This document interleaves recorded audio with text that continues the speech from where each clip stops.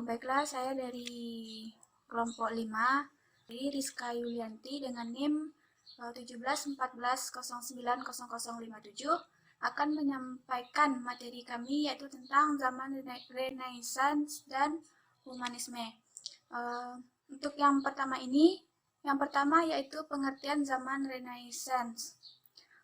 Renaissance adalah sebuah gerakan kebudayaan antara abad ke-14 dan sampai ke-17. Adapun secara etimologi, Renaissance berarti kelahiran kembali atau kebangkitan kembali. Gerakan Renaissance mencangkup kebangkitan pengetahuan berdasarkan sumber pengetahuan klasik. Jadi, arti Renaissance dalam artian kelahiran adalah kelahiran kembali orang Eropa untuk mempelajari ilmu pengetahuan Yunani dan Romawi kuno. Zaman Renaissance ini juga merupakan suatu abad keemasan dalam sejarah Eropa, di mana peradaban Barat. Zaman ini merupakan transisi yang menjembatani antara zaman kegelapan dan zaman pencerahan. Abad Renaissance ditandai dengan munculnya para ilmuwan dan filsuf yang menentang doktrin gereja, terutama tentang ilmu pengetahuan bumi. Yang kedua yaitu humanisme. Humanisme adalah kata yang sering digunakan untuk melukiskan pemikiran Renaissance.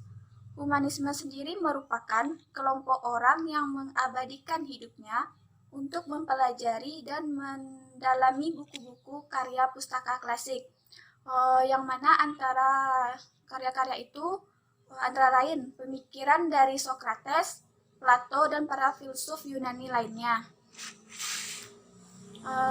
Golongan humanisme ini terdiri dari kaum sastrawan, seniman, agama, guru, dan golongan lainnya. Adapun sikap kaum humanisme ini antara lain, yang pertama yaitu kritis dan tidak mudah percaya tanpa bukti yang nyata atau skeptis. Yang kedua, menentang terhadap tradisi lama. Yang ketiga, sekulerisme atau mengutamakan keduniawian dan hidup di dunia ini. Jadi, sejarah humanisme didasari oleh keinginan beberapa filsuf dan manusia yang hidup di zaman Renaissance yang ingin keluar dari ajaran agama yang tidak sesuai dengan abad pencerahan, yakni di mana manusia mulai mengenal dunia dan mengenal dirinya sendiri. Sekian dari saya. Assalamualaikum warahmatullahi wabarakatuh. Assalamualaikum warahmatullahi wabarakatuh. Saya anggota dari kelompok 5 yang akan membahas tentang faktor pendorong munculnya Renaissance dan humanisme. Baik, yang pertama kali, Renaissance pertama kali diperkenalkan di Eropa Barat di kawasan Italia. Dengan adanya pembatasan yang dilakukan oleh pemerintah atas saran dari gereja, timbullah suatu gerakan kultural. Pada awalnya, gerakan ini merupakan pembaruan di bidang kejiwaan, kemasyarakatan, dan kegerejaan di Italia pada abad ke-14. Sebelumnya, gereja mempunyai peran penting di dalam pemerintahan. Golongan kesatria hidup di dalam kemewahan, kemegahan, dan kemasyhuran.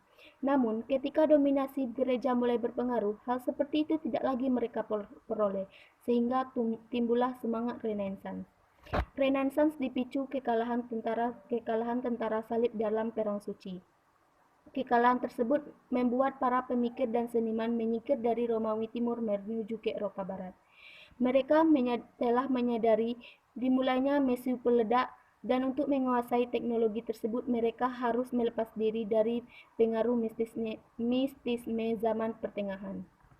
Mereka kembali ke sains zaman klasik yang sebelumnya dilarang karena dianggap melarang misi ketuhanan. Perkembangan pertama Renaissance terjadi di kota Firenze. Keluarga Medici yang memiliki masalah dengan sistem pemerintahan kepausan menjadi penyokong keuangan dengan usaha perdagangan di wilayah Mediterania. Hal ini membuat para intelektual dan seniman memiliki kebebasan luas kebebasan luas karena tidak perlu lagi memikirkan masalah keuangan dan mendapatkan perlindungan besar dari gereja. Keleluasan ini didukung oleh tidak adanya kekuasaan dominan di Firenze. Kota ini dipengaruhi secara bersama oleh bangsawan dan pedagang. Yang terpenting yaitu munculnya Renaissance adalah sebagai gerakan kultural pada awal merupakan pembaruan di bidang kejiwaan, kemasyarakatan, dan kegerejaan di Italia, berakar pada cita-cita kesatria pada pertengahan. Mereka mesintesakan Kristiani dengan pemikiran klasik di Yunani dan Romawi. Sekian, terima kasih. Assalamualaikum warahmatullahi wabarakatuh. Saya Widya Safitri, NIM 0103. Baiklah, saya akan menjelaskan selanjutnya karakteristik zaman Renaissance. Renaissance merupakan titik awal dari sebuah peradaban modern di Eropa.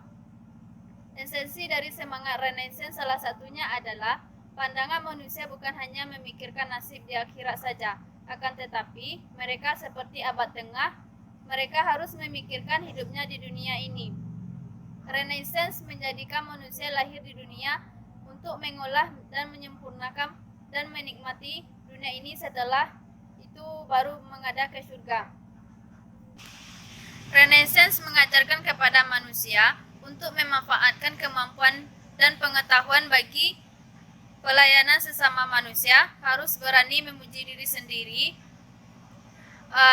dan mengutamakan kemampuannya dalam berpikir dan bertindak secara bertanggung jawab. Renaissance ini menghasilkan karya seni. Adapun karakteristik dari zaman Renaissance ini adalah pemikiran yang muncul bersifat konkret, realistis, dan nyata. Memuja manusia sendiri sebagai pencipta, fokus pada dunia, nilai-nilai filosofis yang dianut dan dipengaruhi oleh kebendaan. Seni Renaissance ini mendorong pada kebebasan. Ciri-ciri zaman Renaissance yang pertama yaitu berkembangnya ilmu pengetahuan di Eropa. Yang kedua yaitu banyaknya dipelajari karya ilmuwan Yunani kuno dan Romawi kuno. Yang ketiga yaitu berkembangnya pemikiran humanisme. Yang keempat yaitu kota sebagai pusat perkembangan pemikiran rasionalisme. Sekian dari saya. Assalamualaikum warahmatullahi wabarakatuh. Assalamualaikum warahmatullahi wabarakatuh. Selanjutnya saya akan menyampaikan tentang pengaruh perang salib dalam zaman Renaissance. Perang salib seperti yang telah disampaikan pada bab-bab sebelumnya merupakan peristiwa yang selalu dikenang oleh bangsa-bangsa di Eropa bagian barat yang merupakan penganut Katolik Roma. Perang salib juga menimbulkan kenangan pahit, banyak pula kritikan pedas terhadap perang salib di negara-negara Eropa Barat pada masa Renaissance.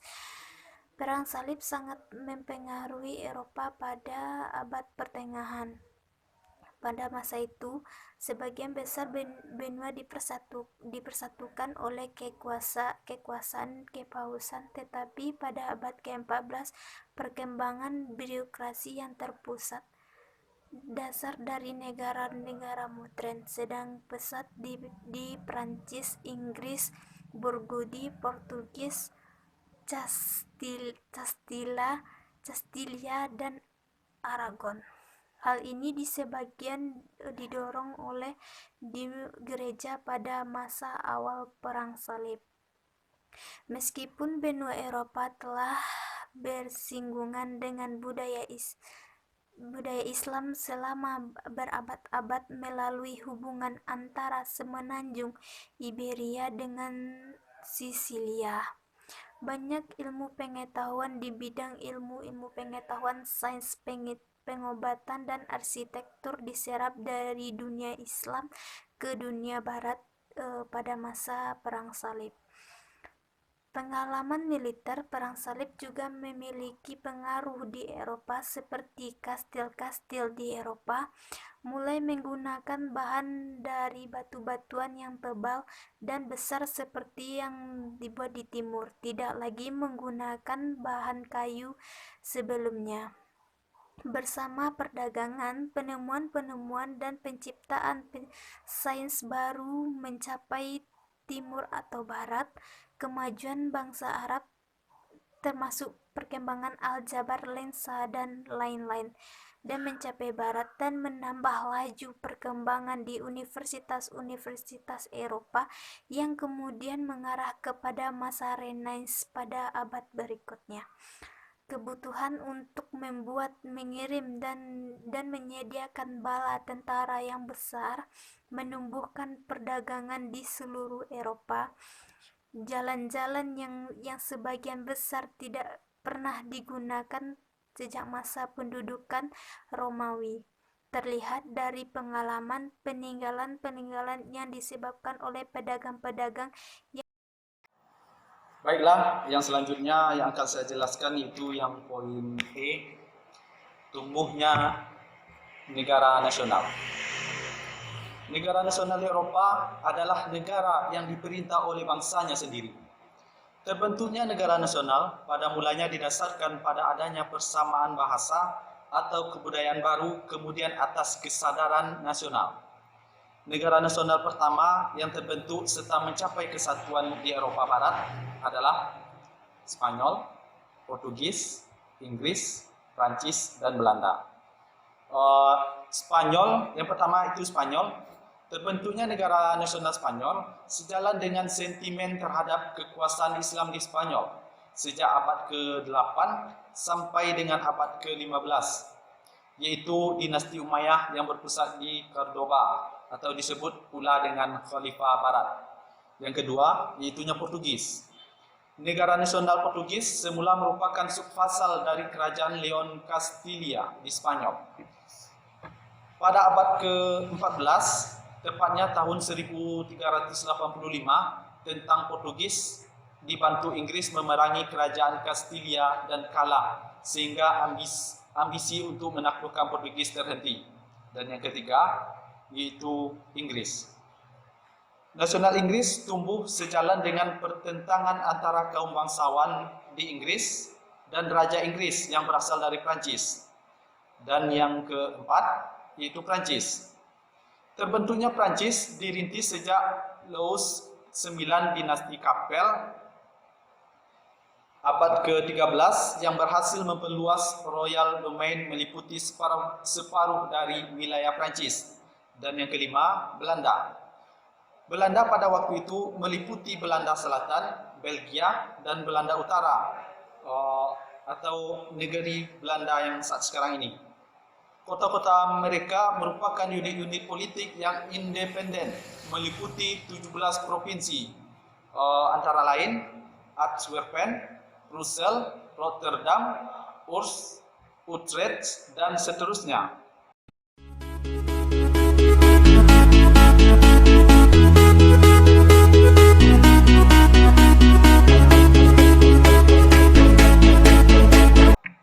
Mungkin hanya itu hasil dari makalah kami.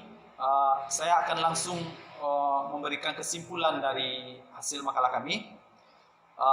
Renaissance adalah periode sejarah yang mencapai titik puncaknya kurang lebih pada 1500. Sebelum Renaissance, bangsa Eropah mengalami zaman kegelapan atau yang sering kita sebut dengan The Dark Age. Dalam zaman itu, gereja berkuasa mutlak. Ajaran gereja menjadi suatu yang tidak boleh dibantah sama sekali. Dalam perkembangannya, mulai muncul gerakan yang mencoba melepaskan diri dari ikatan gereja yang disebut dengan gerakan Renaissance. Humanisme adalah kata yang sering digunakan untuk melukiskan pemikiran Renaissance. Ini menjelaskan tentang manusia dan arti pentingnya. Humanisme bukanlah suatu sistem kepercayaan yang runtut dan bahkan belum ada sebagai sebuah kata sampai abad ke-15. Mungkin hanya itu hasil dari makalah kami atau diskusi kami. Kalau ada kata-kata yang salah atau yang tidak berada di tempatnya, kami mohon maaf. Wabillahi taufiq wal hidayah. Assalamualaikum warahmatullahi wabarakatuh.